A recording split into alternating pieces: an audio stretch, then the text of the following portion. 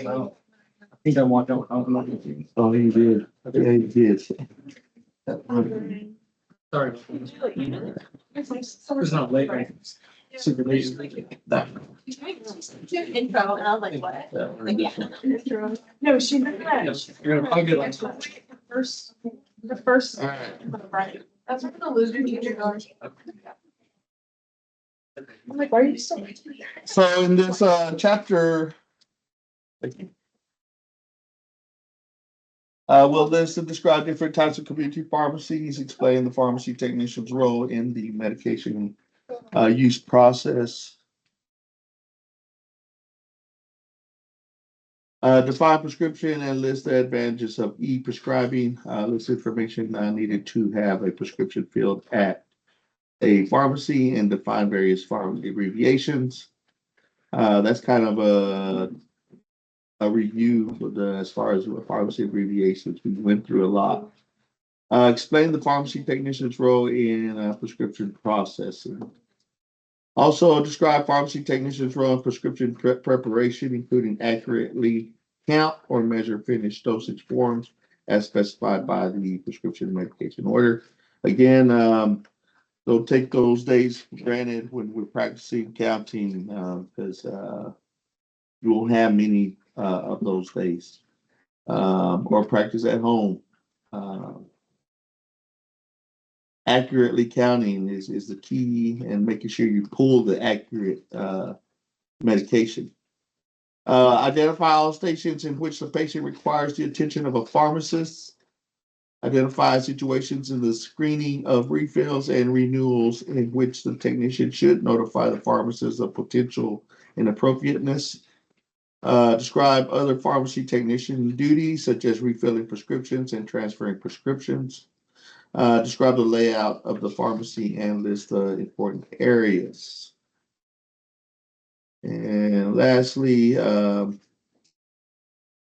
discuss effective verbal and written communication skills, including listening skills.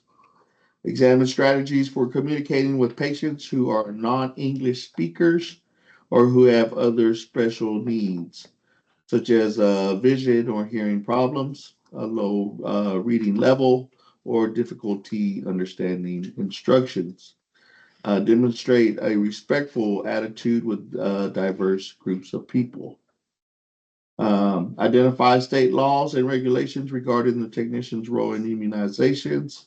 This is why we had to learn these laws from the previous semester. Explain the purpose of monitoring a patient's medication therapy, and discuss home health care and long-term care services. All right, so types of community pharmacies, they're sole proprietorship, they're independent pharmacies. Services provided depend on pharmacist location and patient population. You can take notes. I mean, it's on you. I'll have this stuff on your Canvas when y'all should be able to log into y'all's Canvas right now. If you've forgotten, I will give you your information. You did? It only showed like the returning students. Basically. Okay, I will see about getting that fixed. Okay. Services provided dependent on pharmacist location and patient population. Franchise authorization to operate under a well-known trade name. Chain pharmacies, corporate owned or share brand and central management or standardized business practices. So these are all just like your Walgreens, CVS, or whatnot. Let me move on to this real quick.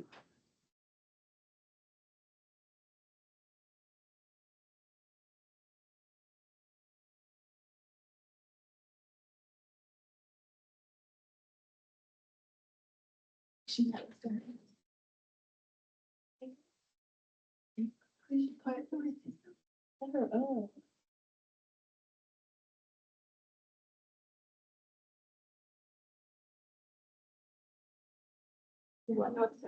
I get a ball? You know what I should do? Volleyball. You can play like a local. I think you should go platinum. Okay, so you can everything. And then. Why would you set her up like if You that? go platinum, I'll go dark brown. You turn yourself off. Wait, don't go dark brown. So this is over prescription and medication order intake and entry. As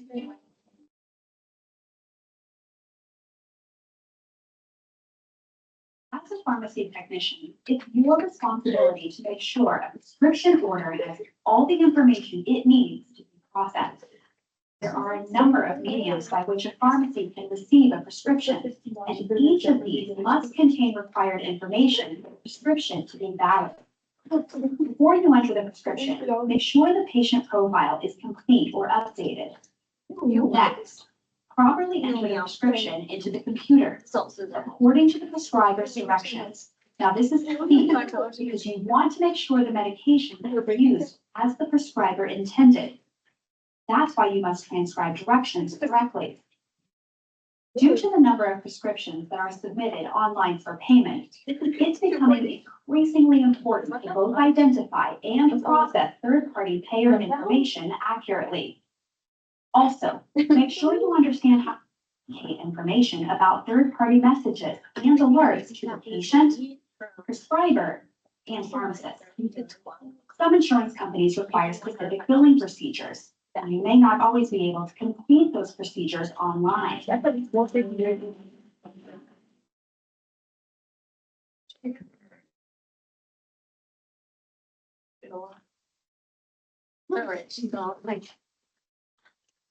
All right, so intake and entry. Receiving new prescriptions or refill authorizations in the pharmacy is the first opportunity to review the prescription for errors or missing information. Part of the initial review includes inspecting all necessary information and looking for potential problems. The policy and procedures manual describes how to store the correct information while detailing day-to-day responsibilities. For prescriptions to be filled safely, the prescription must have the required elements and be written in a way that can be read and understood. When the prescription is illegible, first check if the pharmacist can decipher the needed information. If they cannot, contact the prescriber. If any of the following information is missing, contact the prescriber to get the correct information. So if the prescriber didn't write the full or quantity, didn't write the strength, if you cannot decipher what the medication is, those are all things that we would need to call the prescriber for. Elements of a prescription. So we would have to look for the patient's name and date of birth. The physical address, a P.O. box can be used as a secondary address for mail correspondence. A physical address is required for controlled substances. Date of prescription, month, day, and year the prescription was written. This will determine the expiration date of the prescription and refills. Prescribed medication and dosage, the name of the medication and the strength. We got to make sure, when we pull the med that it is the correct med, the name, the strength, also the NDC number will match that as well. Information about dispensing generic alternatives are not required. If the prescriber marks the prescription dispense as written or DAW, the prescription must be filled with the exact medication that is written. So again, this is a review, dispense as written, or DAW1 would be that the prescriber wants brand name necessary or whatever's written on the script.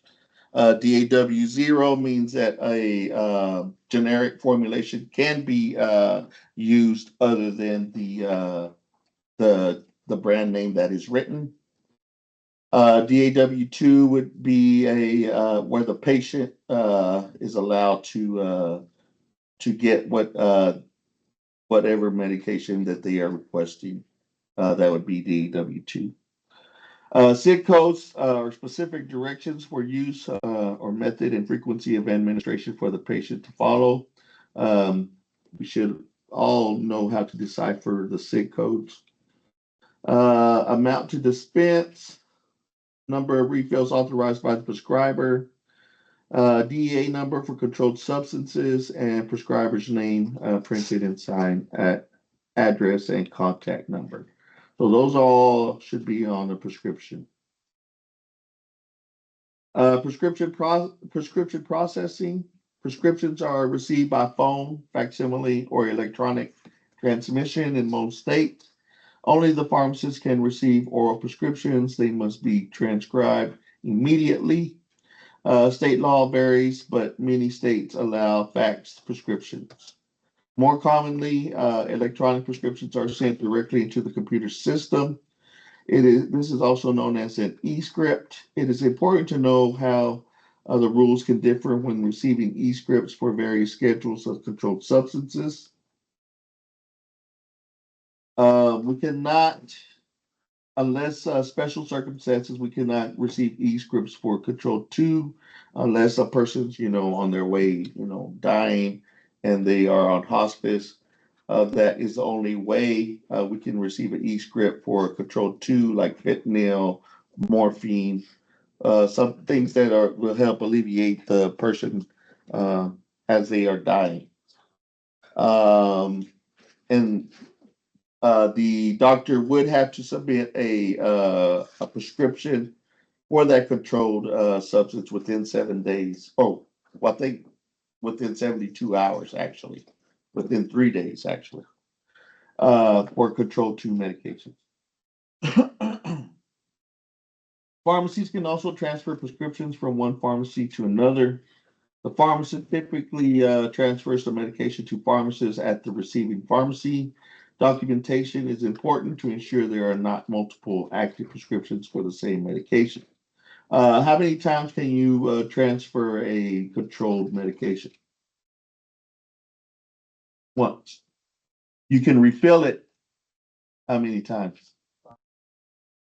Depending on the controlled number, schedules 3 through 5, we can fill up to 5 times. Up to 5 times. Schedule 2 medications cannot be refilled. They always have to have a new prescription. So keep that in mind. Partial fills, if a pharmacy does not have adequate stock of medication on hand, a partial fill can be dispensed. In most cases, a 3 to 5 day supply is dispensed. Then once the pharmacy has received the balance of the prescription, it is filled and ready for the patient. If the pharmacy does not have the entire prescription for a Schedule 2 medication and the patient would like what is in stock, pharmacy can fill the prescription, but this will void the remainder. Notify the prescriber that the patient did not receive the full quantity of the prescription. The patient is required to get a new prescription from the provider to obtain the balance. Refilling prescriptions. The ability to refill a prescription is noted on the original prescription. When refilling a prescription, first verify it has refills. When refills are not noted, or if none remain, the prescriber must authorize refills or provide a new prescription. Refill authorizations are acceptable only if there is no change to the original prescription. We'll mostly see refill prescriptions on something that's the person is going to take on a regular basis, like heart medicine, diabetic medicine, whatnot.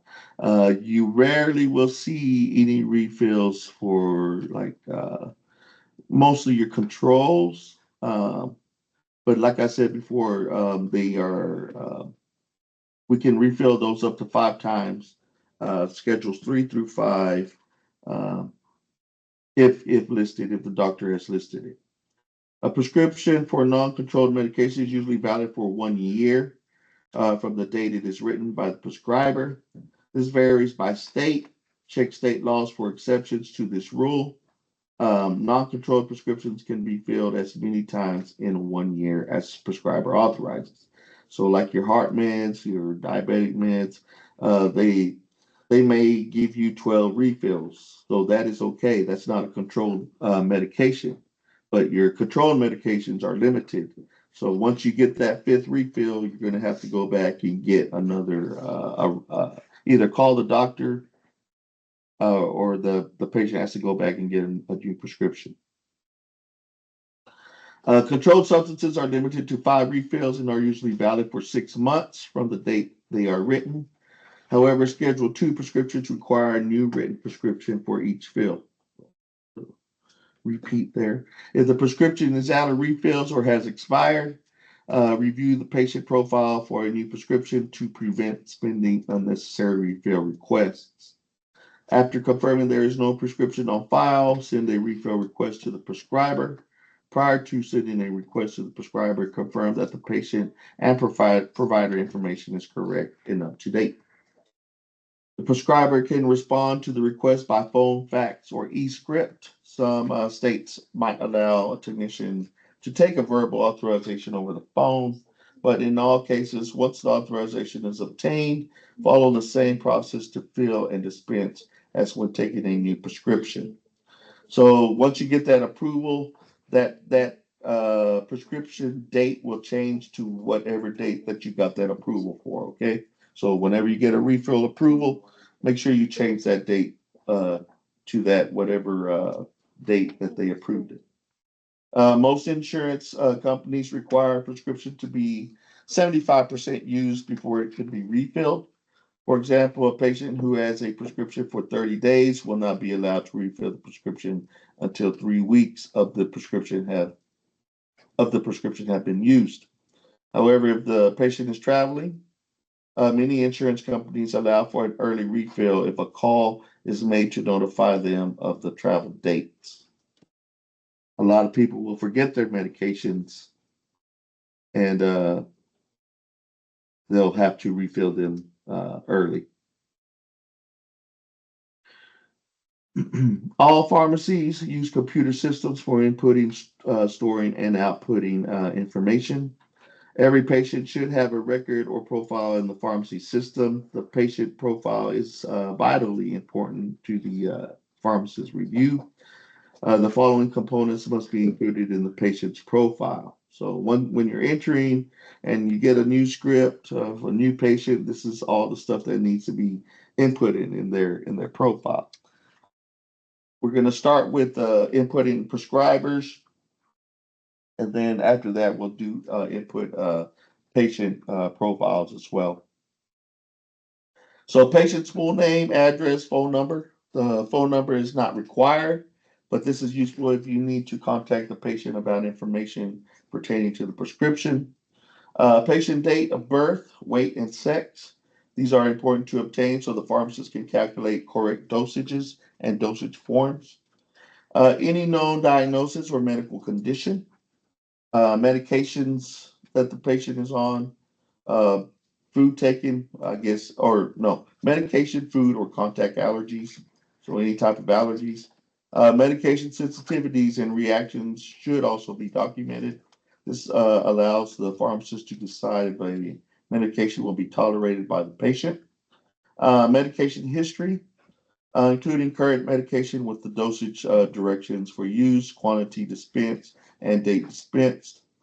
Current over-the-counter medications and herbal supplements that the patient is on.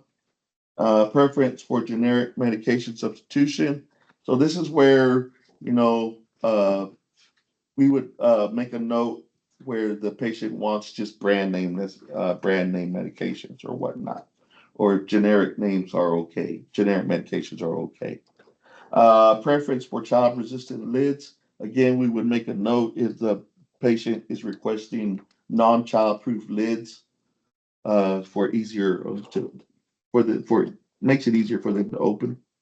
Third-party payer information includes the name of the insurance company, processor, bank identification or BIN number, identification number, processor and control number or PCN, group code, and person code. You see in your parent's insurance card, it has all this information here. Gather all pertinent patient information and update the patient's profile prior to dispensing the prescription. So say the patient changed their phone number, moved or whatnot, make sure all that is updated. The software uses this information to cross-check medical conditions, drug-drug interactions, and allergies with medications being dispensed. It is critical to provide this information to the pharmacist for review so they can decide if the medication can be dispensed safely. Hopefully the doctor already knows that a patient is allergic to a certain medication where we don't fill it, but we have to make sure, that we do list the allergies of what the patient is or has to make sure that we do not fill any medication that the patient is allergic to. Drug-drug interactions can only be identified by the patient's complete medication list, which is obtained with the increase in mail order pharmacies. Many patients are getting medications from multiple pharmacies, which is not good because there could be a counter interaction between two medications. Ask new patients about any medications they are taking and ask about any changes in medications at each visit. Also update health conditions so the pharmacist can check for contraindications. So if at one point you were taking a torvastatin and they changed it, you got to make sure all that is updated and discontinued. So the pharmacy won't be refilling it all each time. So say like you went to a different doctor other than the doctor that you had seen, that would be a case where they may change your medication regimen, and we have to just make sure that everything is updated and make sure that there's no contraindications from anything. Drug utilization reviews or DURs are provided by the computer software. This is used to alert prescribers of inappropriate or unapproved medication usage. Notify the pharmacist if one of these alerts is generated when entering prescriptions. This information allows the pharmacist to suggest medication therapy changes that can be more advantageous to the patient based on the age, prescribed medication usage, dosage, and medication costs. Accurate demographics are important not only for checking dosages and appropriateness of the therapy, but also for appropriately billing third-party payers. And third party will keep track of how many days a certain medication will be. And that's a lot of times where we'll get a lot of rejections in regards to getting a new script or whatnot. So that's why we have to adjust certain dates apply or whatnot. Though not required by law, it is good practice to obtain contact information for the patient in case of questions or the need for clarification. Also, verify insurance information. Ask about other medications the patient is taking, including OTC medications and herbal supplements, and confirm any allergies. This is the time to leave a positive impression with the patient. Obtaining all the pertinent information necessary ensures the prescription is complete and ready for the patient in a timely manner. So we want to get all that information. We don't want to have to burden the patient and have to call them back or wait for them to bring an insurance card or whatnot. Ask for all that information before they leave. Third-party payer identifier numbers. Identifying and inputting third-party payer information can be primary and time-consuming task when processing prescriptions. Being able to identify the pertinent information on the prescription medication card will help simplify this process.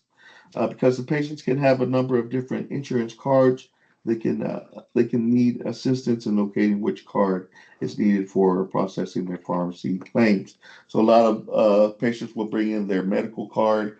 They usually have a separate prescription card, which we will need.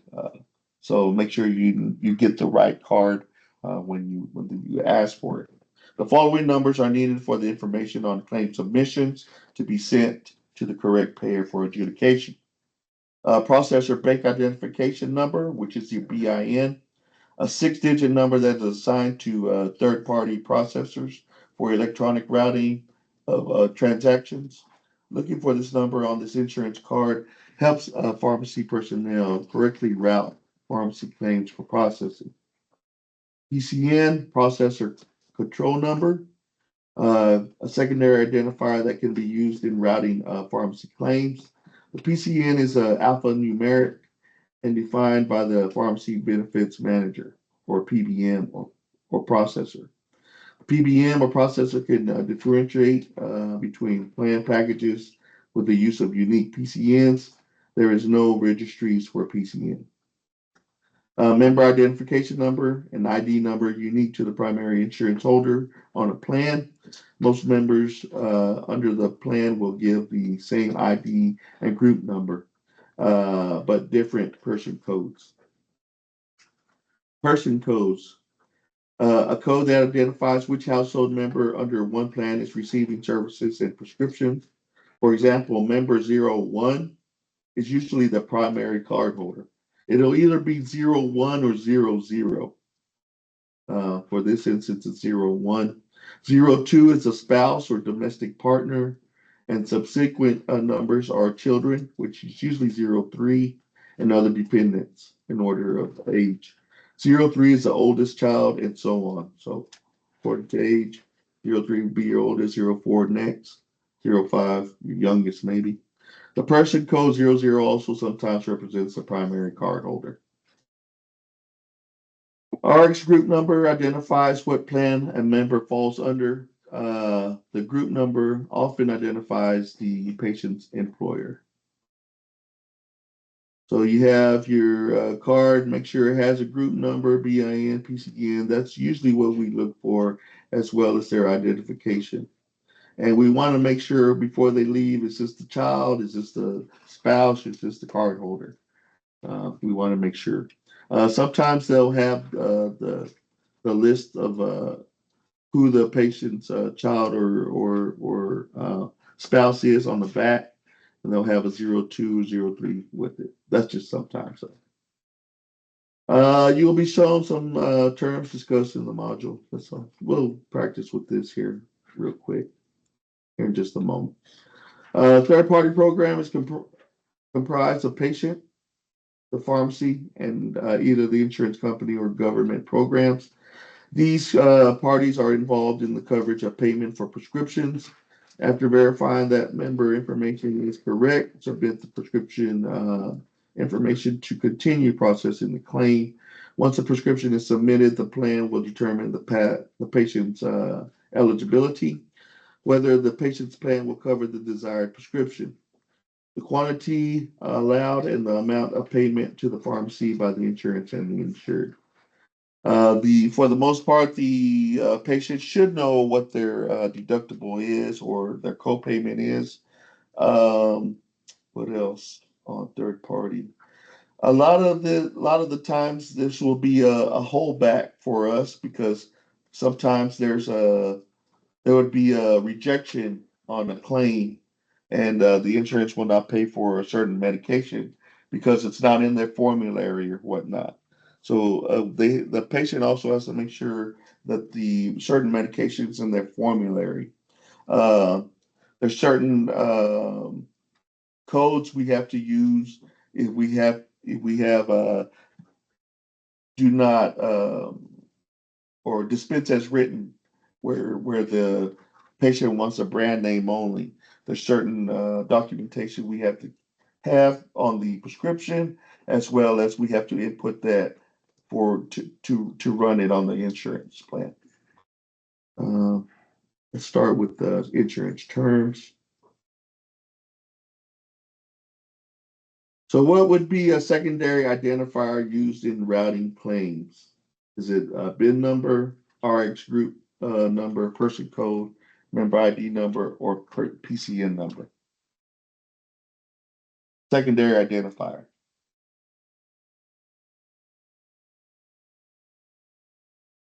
Which one? BIN? Let's see what that. Nope. Should be PCN, I believe. No. Oh yeah, PCN. That's a secondary number.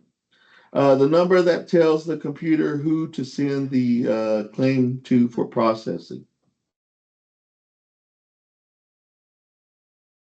That person? Nope. Should be bin number, I believe. Yeah, your bin number. That which identifies the plan a member falls under. Huh? Member ID? Nope. Should be person code, which, oh no, it's not that one. Sorry, it's group number. Identifies the plan a member falls under. Okay. Identification number unique to the primary insurance card holder or holder. Huh? Person code? No. Should be member ID. And this one identifies which household member is receiving the service 00, 01, 02, or 03, and so on. All right. Moving on.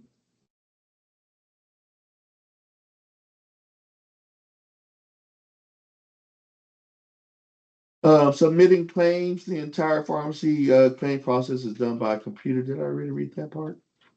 The pharmacy electronically submits a claim to the insurance provider or a third-party claims processor.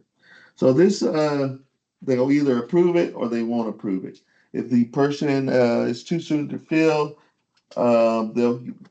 maybe they might be a couple of days early. You might just tell the patient or call the patient if they're not back yet that we're not able to fill this until this certain date. And by the certain date, the prescription should be ready, just to keep them from having to come back and them getting mad because their med ain't ready because it's too soon to fill. We want to always give them a call just to update them if there's any kind of rejection on their medication. If a claim is rejected, the pharmacy will receive a message and rejection code from the third-party processor. The rejection message and code are standardized by the National Council of Prescription Drug Programs, NCPDP. The message can be easy to handle, such as a dose change. For example, a patient or prescriber could have requested the medication be filled as a 90-day supply. But when the claim was submitted, the processor returned with a rejection message saying that the claim exceeded the maximum supply of 30 days. In such case, to resubmit the claim for a 30-day supply and inform the patient that their insurance only allows for a 30-day supply to be dispensed for this medication. Some messages from the processor will be to inform that the claim needs to be modified or that additional information is needed. And that's, for instance, if the patient wanted brand name necessary, you might have to modify the claim. It might need a note from the doctor for an approval of a certain medication as well. Examples include prescriptions with an invalid prescriber ID or a missing date of birth or gender code. Obtain this information from the prescriber or patient before resubmitting the claim for processing.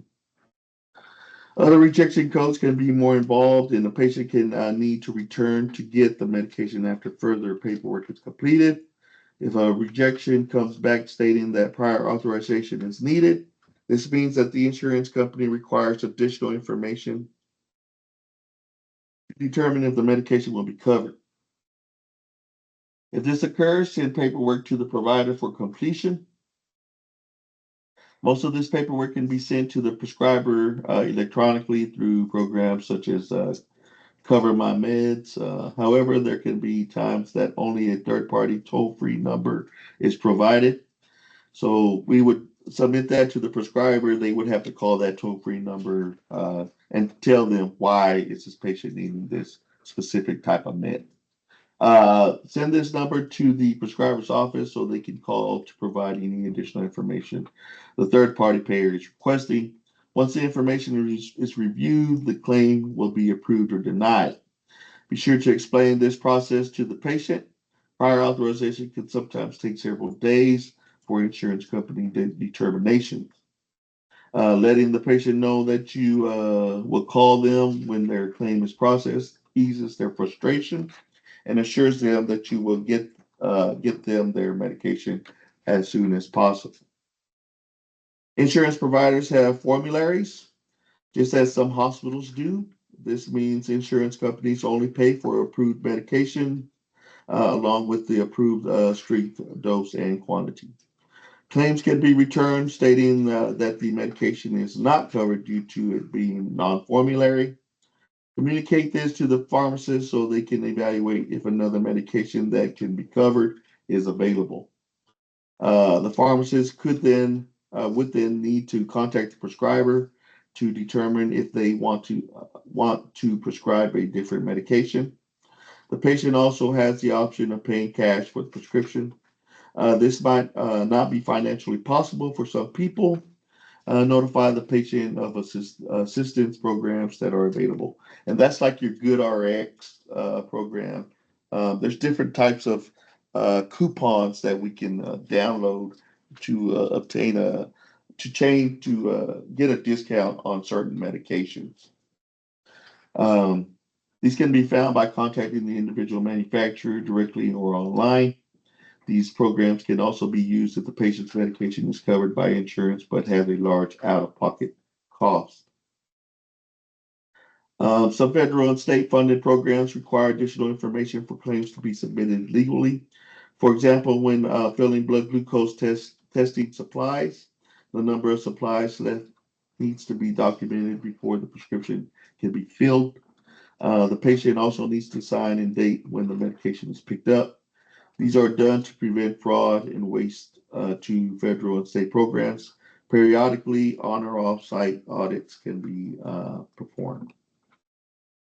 And this is just talking about payment and co-payment of what the patient would pay or not. Patient presents with a prescription for Crestor 20 milligram daily, number 30. Upon processing the prescription, the processor rejects the claim with the following reject 70. Product service not covered. Which of the following actions should the technician take? Should they contact the processor that rejected the claim to find out what is on the formulary? Reprocess the claim using a different dose? Reprocess the claim using a different quantity and day supply? Or call the provider and tell them the prescription cannot be filled? A, B, C, or D?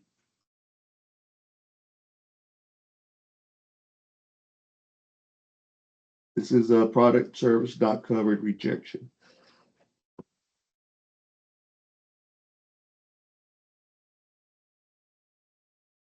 Guesses? But B as a boy? D as a dog? It's a bit. Should be contact the processor that rejected the claim to find out what is on the formulary. Call the processor to find out the medication in the same drug class is on the formulary, so the pharmacist can contact prescriber and ask for a new prescription for an equivalent medication that will be covered on the patient's plan. All right. The pharmacy technician has received a prescription from the patient and made sure to update the patient's profile with the current demographics, medication list, disease dates, allergies, and insurance information. No, the insurance has rejected this claim. The message states that the medication is non-formulary, prior authorization required. I processed this claim to the insurance company. It came back rejected. Let me see if I can find a formulary online for the insurance plan. The insurance does not cover this medication, but they do cover a generic medication that's in the same class. I'll contact the prescriber to see if they want to change the medication or to complete the prior authorization paperwork. Would you tell the patient? Sure. Mr. Davidson, Yes. your insurance does not cover the medication that your doctor prescribed without a prior authorization. I don't understand. I pay my insurance. Why would the medication not be covered? Your insurance has a formulary for medications they cover, and this medication is not on the formulary. There is a generic available, and the pharmacist is going to contact your doctor to see if the medication could be changed. If they don't want to change it, your insurance requires additional information from your doctor before this medication will be covered. So will I be able to get my medication today? We're not sure yet. If the doctor decides to change the medication, generally they will get back to us on the same day. If they do not want to change it and a prior authorization is required, sometimes it can take up to 3 days for the insurance company to review and make a decision on the claim coverage. You sure was sweating? What is another action the technician could have taken for the patient to be able to get the prescription filled today? Tell the patient to fill the prescription at another pharmacy. Ask if the patient would like to pay the full cash price.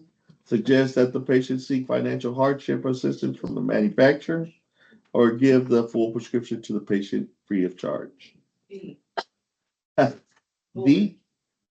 Boy. Boy. That is correct. Good job. So the technician could have told the patient that he could pay cash for the prescription. Who is responsible to provide the information required on the prior authorization to the third party payer? D. Prescriber. Should be. The provider's office is responsible for the information needed for the prior authorization to the third party payer. However, the patient relies on the pharmacy for this to happen seamlessly. So it is the pharmacy's job to let the prescriber's office know of the information they need to provide, and to follow up if the pharmacy does not hear back, to make sure the information was submitted. What can the technician do to help expedite a prior authorization? Call the insurance company as a representative of the prescriber, change the DAW code, and keep processing until one goes through. Instruct the patient to call their insurance. Provide the prescriber with all pertinent information pharmacy has. D. D as a dog. Cat, my bad, I can't hear you. Oh. D, by providing all necessary information to the prescriber, processor's toll-free number, prescription number, NDC member ID number, pharmacy group number, it will be much easier for the providers to office to expedite the prior authorization request. Durable medical equipment prescriptions. Durable medical equipment has specific billing requirements when adjusting claims through Medicare Part B or Part D. One main difference from billing other third-party payer is that Medicare Part B can only receive paper claims. This means the pharmacy needs to bill a paper claim at a later date. Some pharmacies contract with a company that receives an electronic claim and then bills a paper claim on the pharmacy's behalf. Diabetes supplies are most commonly covered under Medicare Part B. Diabetes supplies include glucometers, test strips, lancets, lancing devices, alcohol swabs, needles, and syringes. Even though these claims can be submitted online for adjudication, they still require additional paperwork by the Centers for Medicare and Medicaid Services, CMS, to prevent fraud and waste. This includes documenting how many supplies the patient has left before refilling. The patient also needs to sign and date the day the supplies were picked up. Filling medical supplies under the Medicare Part B must follow even more stringent guidelines than when billing diabetes supplies. The filling pharmacy must be durable medical equipment, prosthetics, orthotics, and supplies, accredited or have an exemption from the National Supplier Clearinghouse to receive payment from the CMS for these items. Prescriber's orders must state that the reason for the product to be dispensed on the prescription and additional paperwork might need to be completed by the prescriber before the supplies can be billed. The pharmacy must keep stringent documentation when both Medicare Part B and Part D are billed for supplies. This information will be needed in the event of an audit. If this paperwork is not present at the audit, the pharmacy will be required to pay back any reimbursement they receive for these claims. So if you think a pharmacy is going, or if a person owns an independent pharmacy thinks that they can get away with falsifying diabetic supplies and whatnot, they can get in serious trouble with the state and especially federal trouble. Communication, decoding, adjudication messages from a third-party online processor can be time-consuming and frustrating job. This requires the use of communication skills.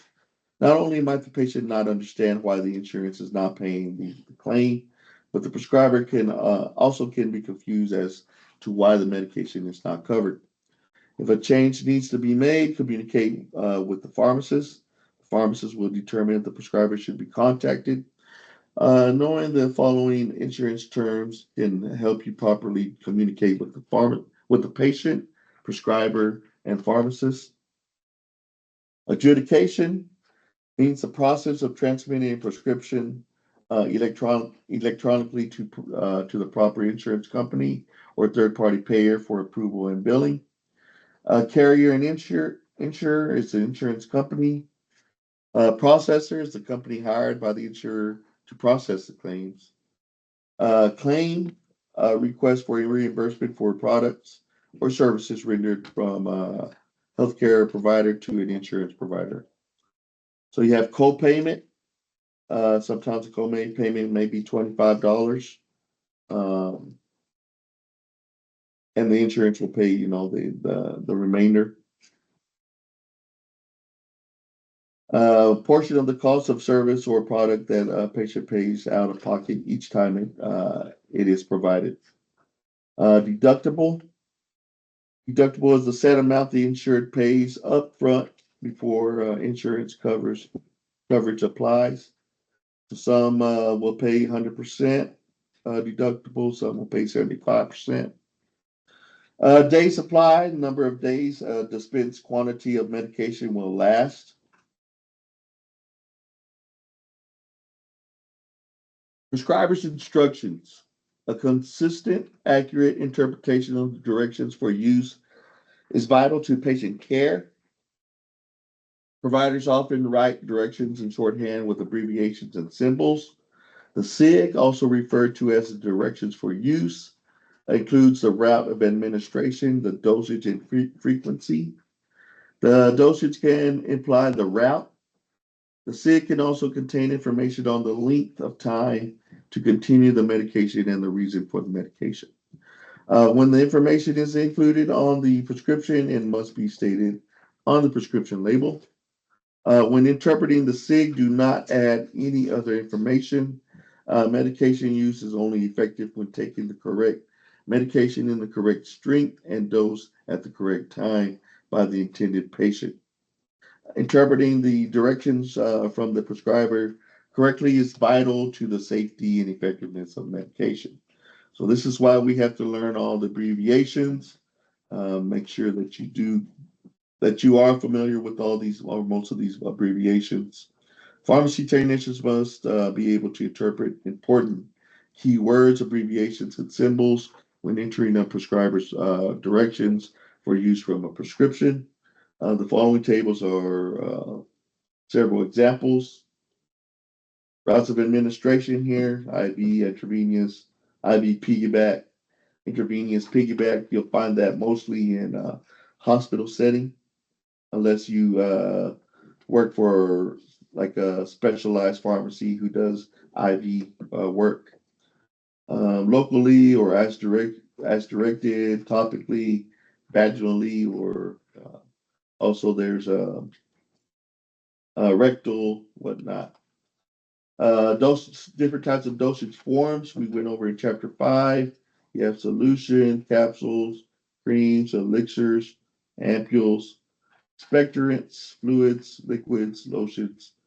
Keep in mind that this means ointment, UNG, and it also is used as OINT. tinctures, tablets, syrups, suspensions, suppositories, and powder. Powder's kind of different here, so keep that in mind. Dosage frequencies, like TID, QID, TID 3 times a day. Ad lib as often as needed. AM meaning in the morning, ASAP as soon as possible. ATC around the clock. H or HR is hour. NOC is night. NB would be nausea and vomiting. PC or HS after meals and at bedtime there. PM would be in the afternoon or evening. Q means every. Q4H every 4 hours. QHS every night at bedtime. Stat at once immediately. Use as directed with and without there. There are several abbreviations that are not recommended for use because they can be easily misinterpreted. The Joint Commission has deemed the following as unacceptable due to the increased risk for error. Again, keep in mind that this is from the Joint Commission. You might have a question stating who recommends, who puts out a list of non-recommended abbreviations. Your answer would be the Joint Commission. So unit, again, can be misinterpreted as 0 for CC. IU might be misinterpreted as 10 or IV. QD or daily might be misinterpreted as QID or QOD. QOD every other day might be misinterpreted as QID or QD. Trailing zeros on decimals. Again, this is something that we went over on chapter 2 in the math. We might miss a decimal point. So this is why if it just states 5 milligrams, you don't want to put 5.0 because it could be misinterpreted as 50. Lack of leading zeros or decimals. Say we're trying to give a prescription or create a dose for a baby. We want to make sure that the dose is correct. So it has to have a leading zero if it's less than 1. If it's a dose less than 1. So if it's 0.1 milligrams, you want to have that 0 in front of that decimal. Then there's at, which is sometimes misinterpreted as 2. Computer entry. The first step in the dispensing process is to create or update the patient profile. Selecting the correct patient within the system is important. Verify each patient with 2 identifiers, such as patient's middle initial, date of birth, address, or other patient's numbers. I would usually ask for their date of birth and maybe their address or phone number. This practice helps avoid selecting the wrong patient who has similar name because so many alerts and cross-reference references occur during the processing of a prescription. Make sure the patient's profile is up to date with demographic information, allergies, medications, medical conditions, and insurance information. Yeah, we want to make sure that it is correct patient because we don't want to give the wrong medication to the patient who has the same name. So that's why we have to ask for extra identifiers such as date of birth, address, or phone number. Inputting information and accurately processing prescriptions in the pharmacy dispensing software is incredibly important. Pay great attention to detail and clarify anything that is not perfectly clear on the hard copy to avoid any mistakes. The information entered into the computer is printed on the label for the patient. This might be the only information about the prescription that the patient has once they get home. So pretty much that's what you'll have on your patient label. Dispense as written codes. I've given you, we went over this as far as making sure that we are dispensing what the patient wants. Sometimes a provider will insist that a brand name medication be used to fill a prescription. In this scenario, the prescription will be marked as DAW1 It is essential to include the appropriate DAW code when submitting a claim. This must be documented on the prescription by the prescriber, not added at the pharmacy if the patient requests a brand name. Insurance companies often require medication to be filled with generic alternatives. They will pick up more of the cost of a generic medication and shift more of the cost of a brand name medication to the patient in the form of their copay. This is why it is important to add the correct DAW code to each claim when submitting a claim to process for adjudication. The following DAW codes can be used when submitting claims according to the NCPDP standards. So DAW 0 means it's okay to use the generic. DAW 1 means substitution not allowed by a prescriber. DAW 2 means substitution is allowed. A prescriber authorized generic substitution, and the generic equivalent is available, but the patient requests that the brand product be dispensed. So all this has got to be circled or stated from the prescriber. It cannot be changed at the pharmacy. DAW 3 substitution allowed. Pharmacist selected for the brand product to be dispensed, even though a generic is available. DAW 4 substitution is allowed, brand product dispensed because generic medication is not in stock. DAW 5 substitution allowed, pharmacy uses a branded generic. DAW 6 is override. We probably have to override just in case we have to refill a prescription early because the patient may have left it because they're on vacation. They may have left it at home. DAW 7 substitution not allowed, brand medication mandated by state law. The generic might not have passed the state testing. DAW 8 substitution allowed, brand medication dispensed because the generic medication is not currently manufactured, distributed, or is currently unavailable in the marketplace. And DAW 9, which is other, the other codes do not accurately describe the don't required. So there is going to be an area where you would put the DAW code, and it's up to the insurance or the processor to decipher if it's going to be good to use or not. They may need more information. Let's see. The correct DAW code must be added to each claim for proper processing by the third-party payer. If the prescriber checked that the prescription should be filled DAW and the DAW code 1 was not added to the claim when it was processed, it could cause the patient to pay more for the prescription.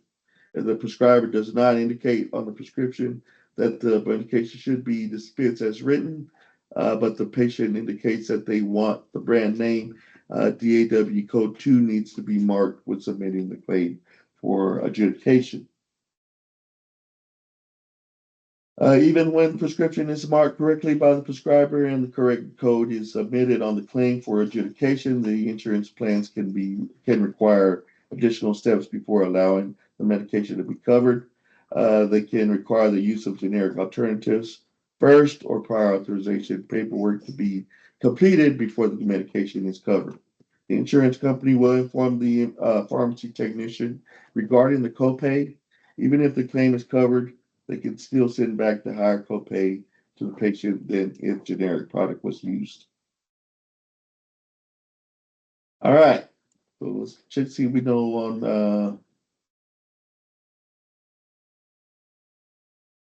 All right, so what DAW number are we going to use for? Let's start with the bottom. Substitution allowed. Pharmacist selected for product to be dispensed, even though a generic is available. I don't know if y'all remember that one. Is it 5? No. 5 is pharmacy uses a branded generic. See how about number 4? So, DAW 4 brand product dispense because generic medication not in stock. How about 3? Yeah. So DAW three, pharmacist selected a brand product to be dispensed even though generic is available. What about this one? Brand medication dispensed because generic medication is not currently manufactured, distributed, or currently unavailable in the marketplace. Six?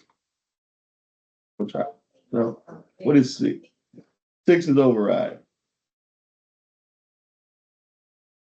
Seven. Brand medication mandated by the state law, the generic may not have passed state testing. About eight. That's number eight. Currently manufactured, distributor, currently unavailable in the marketplace. What about this one? No product selection indicated, prescriber authorized generic substitution, and patient accepts generic substitution or generic equivalent is not available. Two? No. Two is this one, prescriber authorized generic substitution, generic equivalent is available, but the patient requested that the brand product dispense. Let's look at number one, zero. So if there's no product selection, prescriber is okay with the generic, the patient is okay with generic, that's gonna be DW0. Other would be number 9.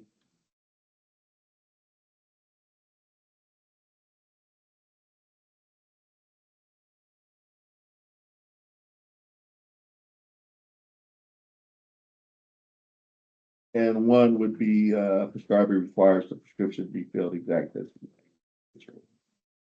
All right, we're almost done.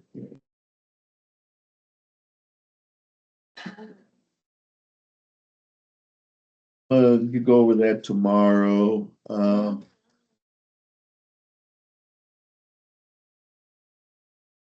will have this. This is not Charles. That's not Charles.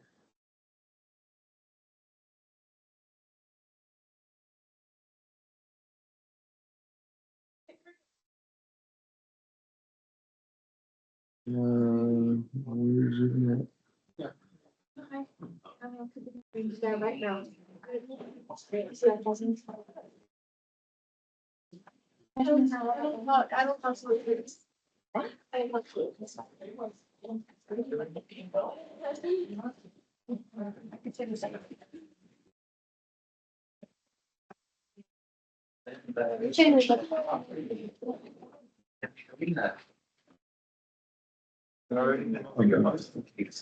That's the chapter 2. We'll still have some worksheets, so if you want to start your worksheets on chapter 6. You can go all the way through, and I will repeat this tomorrow. You're short up until the short answers here. You want to go ahead and start that. We're also going to start inputting prescriber. So I'll show you how to do that tomorrow as well. Already. Stop at short answer. Okay. All right, I'll show y'all when we're going to input prescribers and stuff tomorrow. All right. Huh? It's the book from last year, right? It's the book of Max. Same one. That's in our books. Workbooks. Did you talk about the service? You should have them. Right there. It's like. Yeah, you should. If you didn't take your workbook home, it should be here. If not, then I can't finish them out. All of them? Or all of them?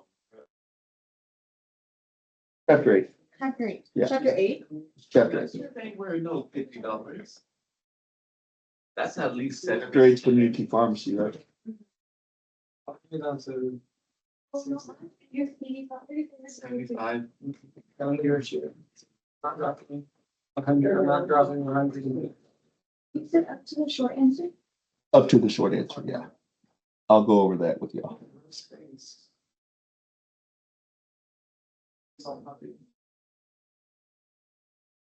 Am I even on there? I didn't even go see.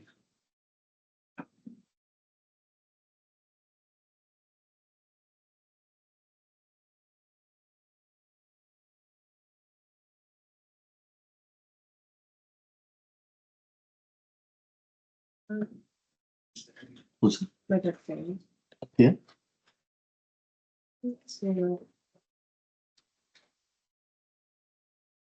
Oh, gee, is it weird that one of my contacts son? I'm gonna meet him. Well, he goes to leave. I'm sorry? Yeah, but that does not bring the price down still. But are you semi? It's like illegal. Okay. I'm illegal. I don't even count. I'm direct. I'm just hearing about. You remember?